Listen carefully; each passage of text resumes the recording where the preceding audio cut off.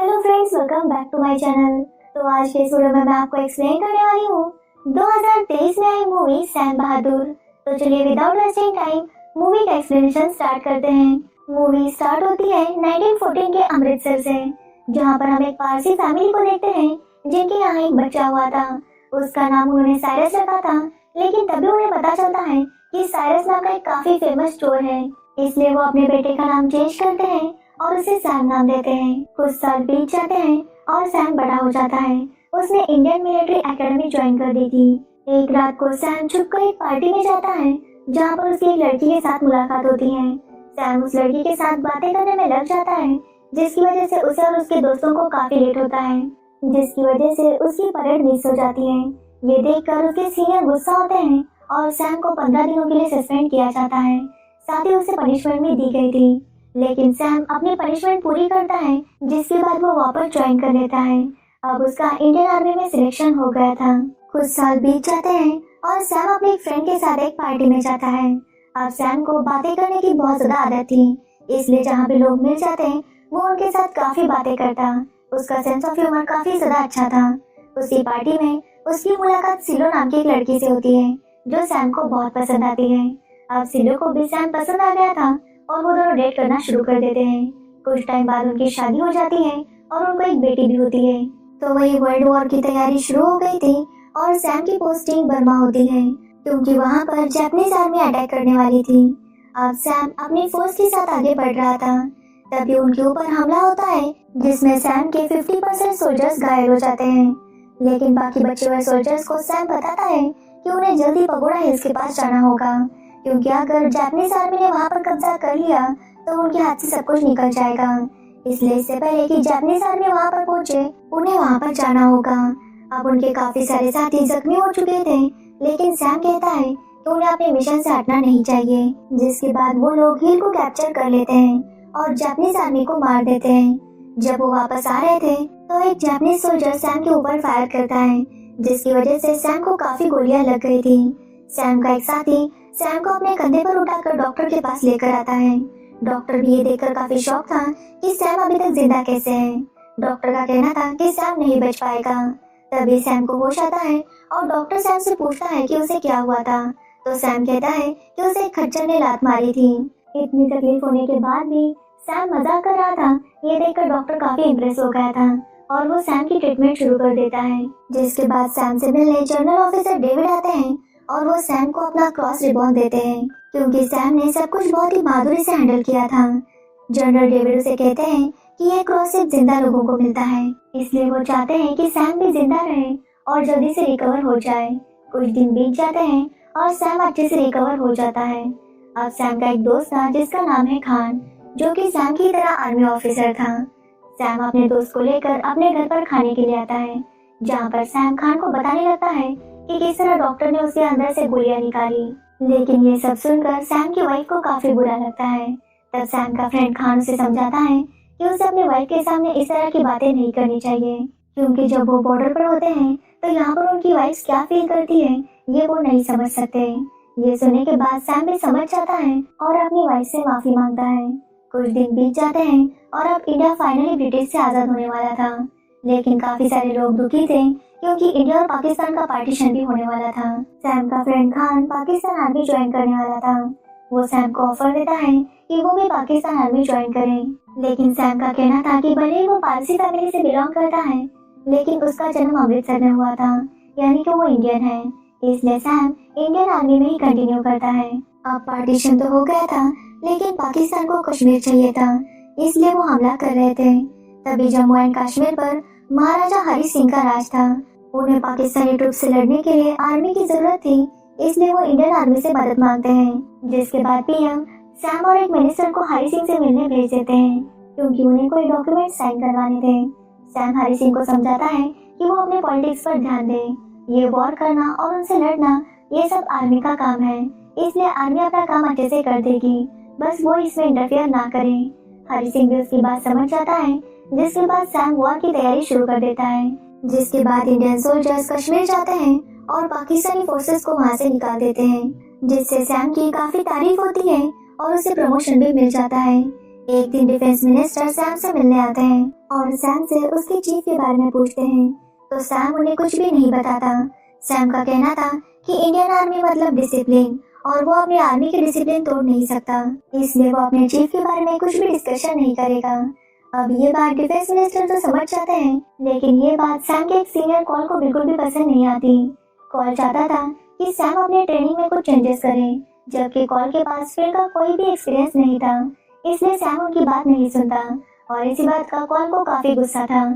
Call defence minister से कहता है कि सैम एक एंटी नेशनल ऑफिसर है, क्योंकि सैम के घर में काफी सारे ब्रिटिश ऑफिसर्स की फोटोज थी। वो डिफेंस मिनिस्टर को भड़काता है ताकि वो सैम के ऊपर इंक्वायरी कर सके। उसने सैम के खिलाफ एक बड़ी सी रिपोर्ट बनाई थी। अब कॉल के कहने पर सैम के खिलाफ इंक्वायरी स्टार्ट होती है। जब ये बात सैम की वाइफ को पता चलती है तो वो काफी ज्यादा नाराज थी, लेकिन सैम जो हमेशा कहता है वही अपनी वाइफ को कहता है कि आई एम ओके। अब सैम की इंक्वायरी स्टार्ट होती है और सैम से पूछा जाता है कि उसने ब्रिटिश ऑफिसर्स की फोटोज अपने घर में क्यों लगाई है, जिस पर सैम का कहना था कि किसी भी ऑफिसर्स की फोटो लगाने पर वो एंटी नेशनल कैसे हो सकता है, और इस बात से उसके सीनियर्स भी एग्री करते हैं। जिसके बाद सैम से पूछा जाता है कि उसने कॉल की बात क्यों नहीं मानी। तब सैम कहता है कि कॉल ने उसे लेटर लिखा था कि उन्हें कुछ सोल्जर्स की जरूरत है ताकि ब्रिज का काम जल्दी से कंप्लीट हो सके। सैम कहता है कि वो सोल्जर्स है, कोई मजदूर नहीं जो ब्रिज का काम कंप्लीट करने में उनकी मदद करेंगे, इसलिए सैम ने कॉल की बात नहीं मानी थी। सैम से और भी कई सारे सवाल किए जाते हैं और सैम सबके आंसर दे देता है, जिससे उसके सीनियर्स को यकीन हो जाता है कि सैम एंटी नेशनल नहीं है।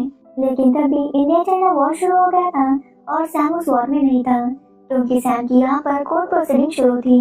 सैम की वाइफ जानती थी कि इससे सैम दुखी होगा, लेकिन उसे पूछने पर वो एक ही जवाब देता कि वो ओके है। जिसके बाद उसकी वाइफ सैम से कहती है कि उसे जाकर पीएम से मिलना चाहिए। सैम जाकर पीएम से मिलते हैं, लेकिन पीएम कहते हैं कि वो कुछ भी नहीं कर सकते।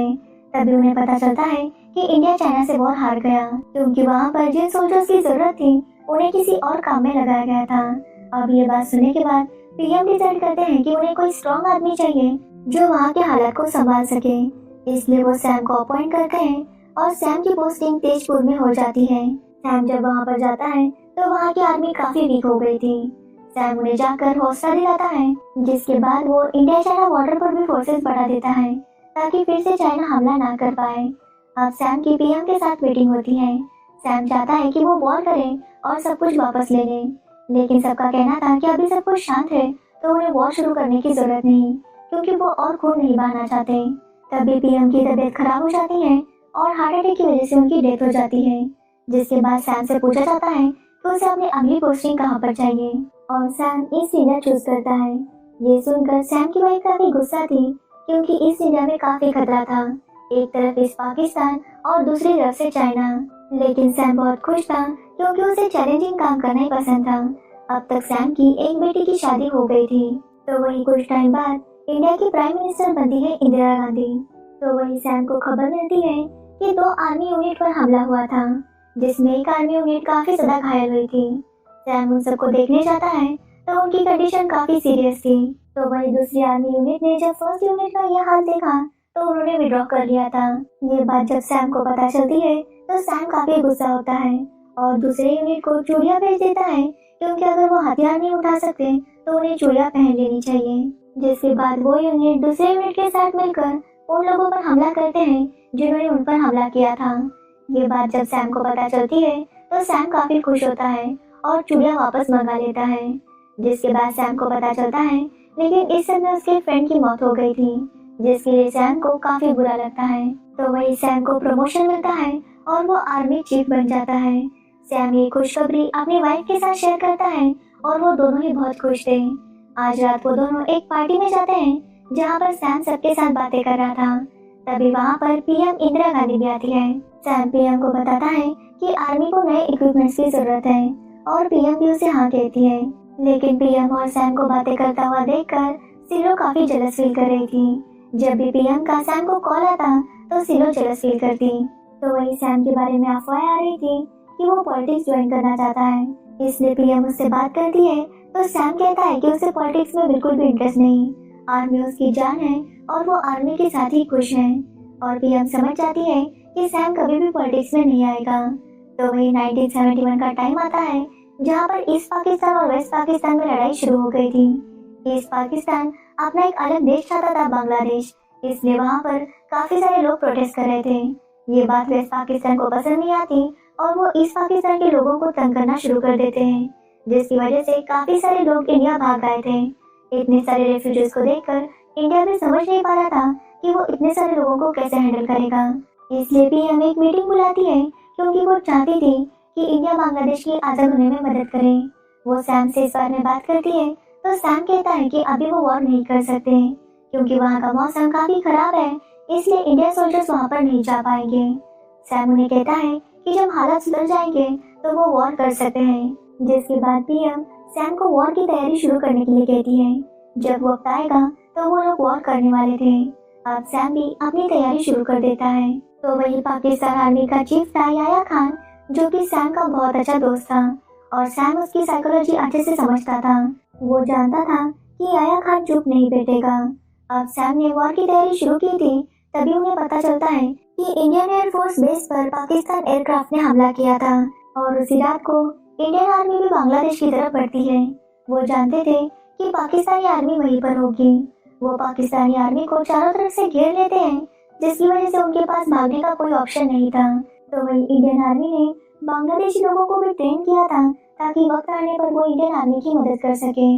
और बांग्लादेश के लोग भी पाकिस्तान ने जो उनके ऊपर जुल्म किया था उसका बदला लेने के लिए तैयार थे, जिसकी वजह से पाकिस्तानी आर्मी बुरी तरह से फंस चुकी थी। तब सैम पाकिस्तानी आर्मी को रेडियो मैसेज करता है और कहता है कि इंडियन आर्मी ने उन्हें चारों तरफ से घेर लिया है, इसलिए वो कहीं पर भी नहीं जा सकते। यहाँ तक कि पाकिस्तान एयरफोर्स को भी उन्होंने डिस्ट्रॉय कर लिया था। इसलिए वो पाकिस्तान आर्मी से कहता है कि वो लोग सरेंडर कर ले, क्योंकि एक सोल्जर के सामने सरेंडर करना, इसमें कोई भी शर्मिंदगी वाली बात नहीं। वो उनसे वादा करता है कि उनसे एक सोल्जर जैसा ही बिहेव किया जाएगा, जिसके बाद पाकिस्तानी आर्मी इस बात को एक्सेप्ट कर लेती है और सरेंडर कर देती है और बांग्लादेश आजाद हो जाता है। जिसके बाद पीएम चाहती थी कि सैम ढाका जाए और पाकिस्तान आर्मी से सरेंडर एक्सेप्ट करे, लेकिन सैम इसके लिए मना करता है और जनरल जगजीत सिंह अरोरा को वहाँ पर भेजता है। सैम ने सभी सोल्जर्स को वार्न किया था कि वो एक सोल्जर है, लेकिन साथ में वो एक जेंटलमैन भी है, इसलिए उनकी नजर हमेशा अपने दुश्मन पर होनी चाहिए, ना कि उनकी वाइफ पर या उनके बच्चों पर। अब सैम ने ये सारे काम इतने अच्छे से किए थे, इसलिए पीएम चाहती थी कि सैम को प्रमोशन मिले। लेकिन तभी सैम का एक इंटरव्यू होता है जिसमें सैम से पूछा जाता है कि अगर वो पाकिस्तान आर्मी में होता तो क्या होता, जिस पर सैम मजाक में कहता है कि अगर वो पाकिस्तान आर्मी में होता तो पाकिस्तान सारे वॉर जीत जाती। उसके स्टेटमेंट की वजह से उसे काफी हेट मिलने लगता है, लेकिन सैम का कहना था कि ये बात उसने मजाक में कही थी। सैम कहता है कि वो देश के बाहर के दुश्मनों के साथ लड़ सकता है, लेकिन अंदर के दुश्मनों के साथ लड़ना उसके बस की बात नहीं, क्योंकि ये उसके अपने लोग थे। पीएम भी उसकी बात को समझती है और उसके रिटायरमेंट के 15 दिन पहले उसे प्रमोशन मिल जाता है, जिसके बाद सैम रिटायर हो जाता है और 2008 में उसकी मौत हो जाती है। उसके आखिरी वर्ड्स थे आई एम ओके, और इसी के साथ ये मूवी एंड हो जाती है। तो ये थी सैम बहादुर मूवी की स्टोरी। अगर आपको इस मूवी की स्टोरी और मेरा एक्सप्लेनेशन अच्छा लगा हो तो वीडियो को लाइक, कमेंट, शेयर जरूर करना और मेरे चैनल को सब्सक्राइब करना बिल्कुल मत भूलना। Thanks for watching the video.